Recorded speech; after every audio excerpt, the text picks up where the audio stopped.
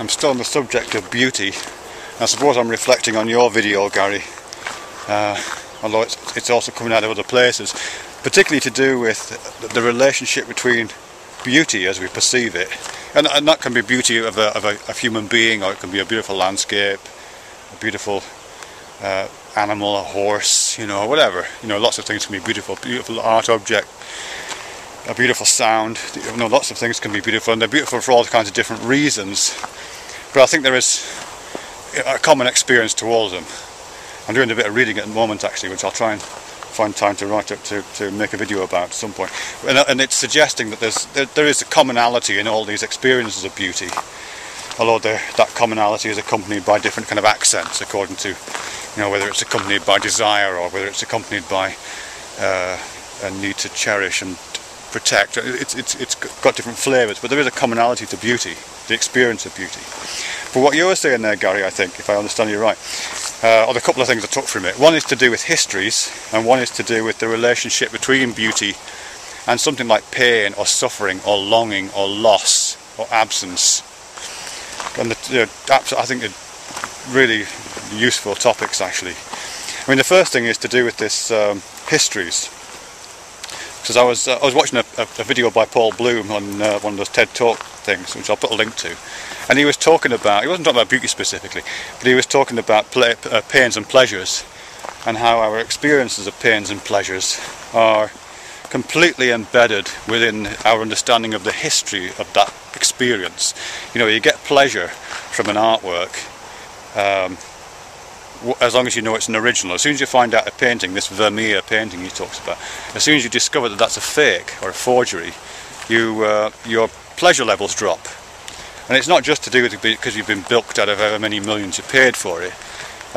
It's something about the experience has changed for you. And they've done fMRI scans on this stuff. And you know, if you give cheap wine in expensive bottles, people like it more because their expectations of the history of that object, the history of that experience, what kinds of a trajectory has led to that moment for the, you know, the thing that you're finding beautiful, is important. You know, part of our experience, according to that research at least, is to do with the journey that the thing took before it got in front of us. You know, the journey that the wine took, the journey that the painting took, and the journey that the person took. You know. I mean, I don't know if you've had this experience, Gary, but you know, sometimes you can find someone, a person to be in love with, let's say, and you can spend time with them and get to know them, and then you find something out about their history, and things change a bit. You know what I mean? Things just change a bit.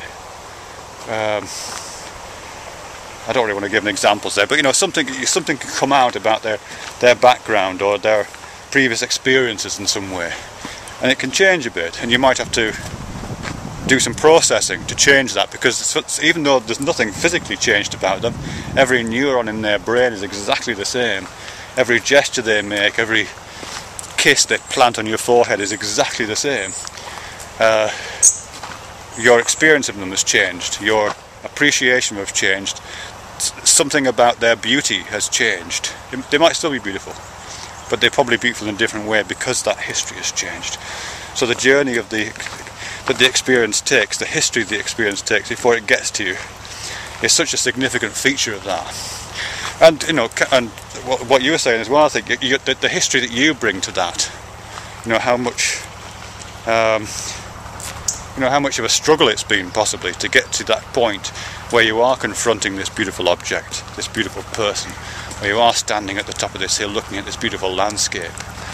You know, there is something about your own history, things which are too easily presented to us for some reason, I don't know why this is, are not valued as much, are they? You know, and there's good experimental evidence to suggest that as well. And you just need to watch an episode of that, what's it called, My Sweet 16, have you ever seen that? Oh, I fucking hate that show. You know, it's basically spoilt children of millionaires given absolutely everything they want and absolutely just have no appreciation for it at all. And it's kind of tragic in a way, because their capacity to appreciate what they've got has been drowned in a welter of alternative sources of pleasure or something. I don't know what it is, but yeah, something about the history that you bring to the object, which, as I say, might be a history of struggle and strife and wanting and longing and loss, But I guess it could be other kinds of histories as well. You know, it might just be a history of growing up, or it might be a history of moving from one place to another. It might not be necessarily involve trauma or suffering. It might be a history of education in some ways. I don't mean education in a formal sense, but the kind of vernacular education that you give yourself when you become interested in something. You know, Andy Warhol, the artist, is supposed to have said that anything becomes interesting if you look at it long enough.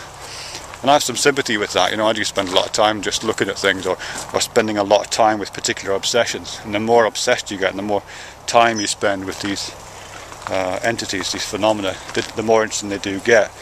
And certainly I have developed senses of beauty towards certain objects.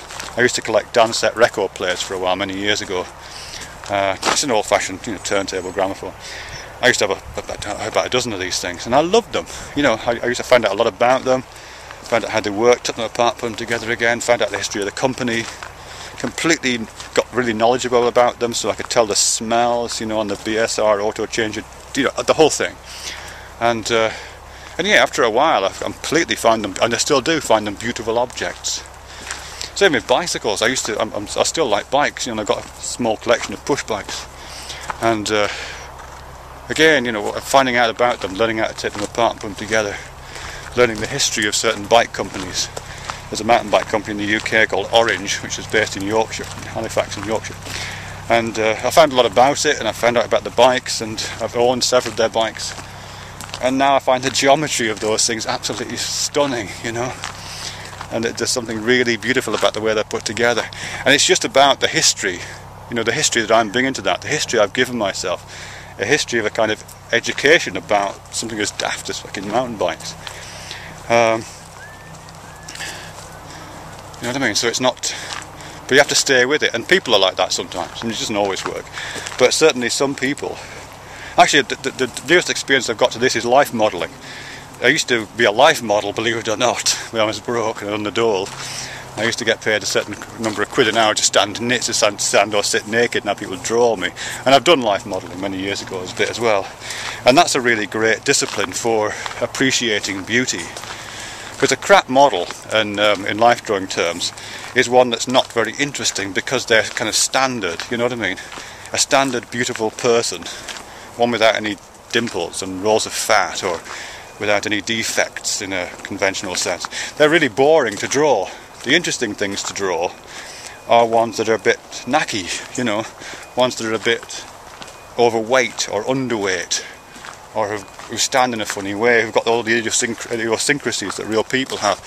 And you know, and just spending time trying to objectively, you'd know this yourself because you do figure drawing, don't you?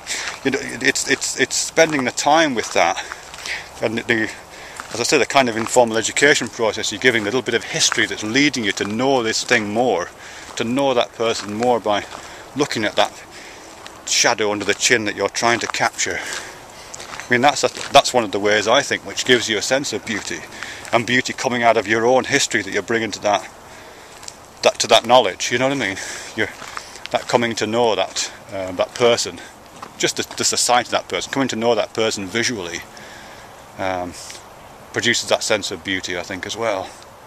You know, so it's not just what you know about their history, it's what history, as you say, what history you bring, which might be a history of an uphill struggle and a coming out of loss and loneliness. But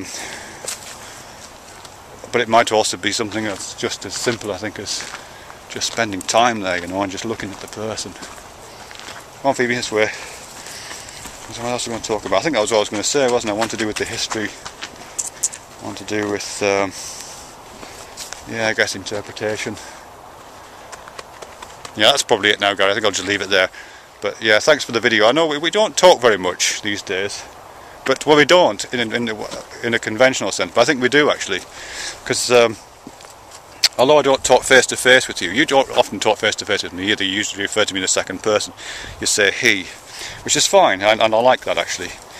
But it does encourage me to kind of think that we're not talking face to face, that we're kind of walking separately but listening to what each other's saying. And I'm certainly taking in what you're saying, and I'm thinking about it. And it's coming out, it's not coming out as direct responses to you necessarily, but it's coming out in other ways, you know what I mean, in crowfucker videos, for example, that kind of thing. You know, some of the darker stuff I owe to you, I think, largely. Anyhow, nice talking to you guys. See you soon.